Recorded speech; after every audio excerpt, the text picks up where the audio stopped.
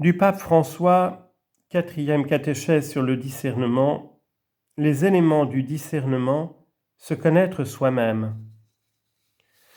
Nous poursuivons notre réflexion sur le thème du discernement. La dernière fois, nous avons considéré la prière comme son élément indispensable, considéré comme familiarité et confiance en Dieu. La prière, non comme les perroquets, non. La prière comme familiarité et confiance en Dieu, la prière des enfants à leur Père, la prière avec le cœur ouvert. Nous l'avons vu dans la dernière catéchèse. Aujourd'hui, je voudrais de manière presque complémentaire souligner qu'un bon discernement demande aussi la connaissance de soi-même. Se connaître soi-même, et ce n'est pas facile. En effet, cela implique nos facultés humaines, la mémoire, l'intellect, la volonté, l'affectivité. Souvent, nous ne savons pas discerner parce que nous ne nous connaissons pas suffisamment et ne savons pas non plus ce que nous voulons vraiment. Vous avez souvent entendu « Mais cette personne, pourquoi n'arrange-t-elle pas sa vie ? Jamais elle n'a su ce qu'elle voulait. » Il y a des gens qui, et puis oui, sa vie va comme ça parce qu'elle ne sait pas non plus ce qu'elle veut. Sans aller à cet extrême, il nous arrive également de ne pas bien savoir ce que nous voulons. Nous ne nous connaissons pas bien. Les doutes spirituels et les crises de vocation sont souvent sous-tendus par un dialogue insuffisant entre la vie religieuse et notre dimension humaine, cognitive et affective. Un auteur de spiritualité notait combien beaucoup de difficultés sur le sujet du discernement renvoient à des problèmes d'une autre nature qui doivent être reconnus et explorés.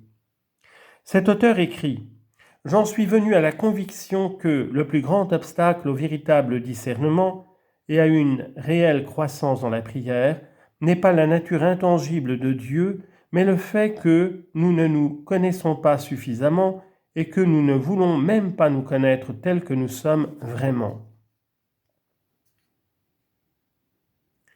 Nous nous cachons presque tous derrière un masque, non seulement devant les autres, mais aussi lorsque nous nous regardons dans le miroir.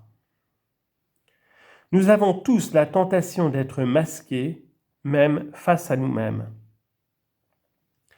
L'oubli de la présence de Dieu dans notre vie va de pair avec l'ignorance sur nous-mêmes, ignorer Dieu et nous ignorer. L'ignorance sur les caractéristiques de notre personnalité et sur nos désirs les plus profonds. Se connaître soi-même n'est pas difficile, mais c'est fatigant. Cela implique un patient travail d'introspection. Cela requiert la capacité de s'arrêter, de désactiver le pilote automatique.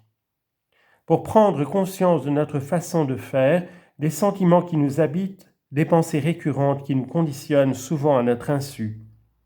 Cela exige également que nous fassions la distinction entre les émotions et les facultés spirituelles. Je sens n'est pas la même chose que je suis convaincu. Je me sens de n'est pas la même chose que je veux. C'est ainsi seulement qu'il est possible de se rendre compte à quel point la vision que nous avons de nous-mêmes et de la réalité est parfois erronée. S'en rendre compte est une grâce. En effet, il arrive souvent que des croyances erronées sur la réalité, basées sur les expériences du passé, nous influent fortement, limitant notre liberté de jouer pour ce qui compte vraiment dans notre vie. À l'ère des technologies de l'information, nous savons combien il est important de connaître le mot de passe pour accéder au programme où se trouvent les informations les plus personnelles et les plus précieuses. Mais la vie spirituelle a aussi ses mots de passe. Il y a des mots qui touchent le cœur parce qu'ils font référence à ce à quoi nous sommes le plus sensibles. Le tentateur, c'est-à-dire le diable, connaît bien ces mots-clés et il est important que nous les connaissions aussi pour ne pas nous retrouver là où nous ne voulons pas être. La tentation ne suggère pas nécessairement de mauvaises choses, mais souvent des choses désordonnées, présentées avec une importance excessive. Il nous hypnotise ainsi par l'appétit que ces choses suscitent en nous, des choses belles mais illusoires, qui ne peuvent pas tenir leurs promesses et ainsi nous laissent à la fin avec un sentiment de vide et de tristesse. Ce sentiment de vide et de tristesse est le signe que nous avons pris une voie qui n'était pas la bonne, qui nous a désorientés. Il peut s'agir par exemple de diplômes, la carrière, les relations, toutes choses en soi louables, mais envers lesquelles, si nous ne sommes pas libres, nous risquons de nourrir des attentes irréelles, comme par exemple la confirmation de notre valeur. Toi, par exemple, quand tu penses à des études que tu entreprends, y penses-tu seulement pour te promouvoir toi-même, pour ton propre intérêt, ou aussi pour servir la communauté ? Là, on peut voir quelle est l'intentionnalité de chacun d'entre nous.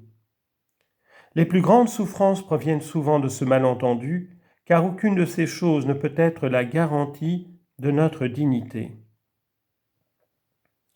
Pour cela, chers frères et sœurs, c'est important de nous connaître, de se connaître, de connaître les mots de passe de notre cœur, ce à quoi nous sommes le plus sensibles, de se protéger de ceux qui se présentent avec des mots persuasifs pour nous manipuler, mais aussi de reconnaître ce qui est vraiment important pour nous en le distinguant des modes du moment ou des slogans tape à l'œil et superficiels. Souvent, ce qui est dit dans un programme à la télévision, dans certaines publicités, nous touche le cœur et nous fait emprunter cette direction sans liberté. Faites attention à cela. Suis-je libre ou est-ce que je me laisse aller aux sentiments du moment ou aux provocations du moment ? Une aide à cet égard est l'examen de conscience, mais je ne parle pas de l'examen de conscience que nous faisons tous lorsque nous allons nous confesser. Non. C'est-à-dire, mais j'ai péché en ceci, en cela, etc. Non. Examen de conscience général de la journée. Que s'est-il passé dans mon cœur aujourd'hui ? Tant de choses sont passées. Lesquelles ? Pourquoi ? Quelles traces ont-elles laissées dans le cœur ? Faire l'examen de conscience, c'est-à-dire la bonne habitude de relire dans le calme ce qui se passe dans notre journée, en apprenant à noter dans nos évaluations et nos choix ce à quoi nous accordons le plus d'importance, ce que nous cherchons et pourquoi, et ce que finalement nous avons trouvé. Et surtout, en apprenant à reconnaître ce qui rassasie mon cœur. Qu'est-ce qui rassasie mon cœur ? Car seul le Seigneur peut nous donner la confirmation de ce que nous valons. Il nous le dit chaque jour de la croix. Il est mort pour nous montrer combien nous sommes précieux à ses yeux. Aucun obstacle ou échec ne peut empêcher sa tendre étreinte. L'examen de conscience aide beaucoup, parce que nous voyons alors que notre cœur n'est pas une route où tout passe à notre insu. Non. Voir, que s'est-il passé aujourd'hui ? Qu'est-ce qui est advenu ? Qu'est-ce qui m'a fait réagir ? Qu'est-ce qui m'a rendu triste ? Qu'est-ce qui m'a rendu joyeux ? Qu'est-ce qui était mauvais ? Et ai-je fait du mal aux autres ? Mais voici le parcours des sentiments, des attractions dans mon cœur durant la journée. N'oubliez pas. L'autre jour, nous avons parlé de la prière.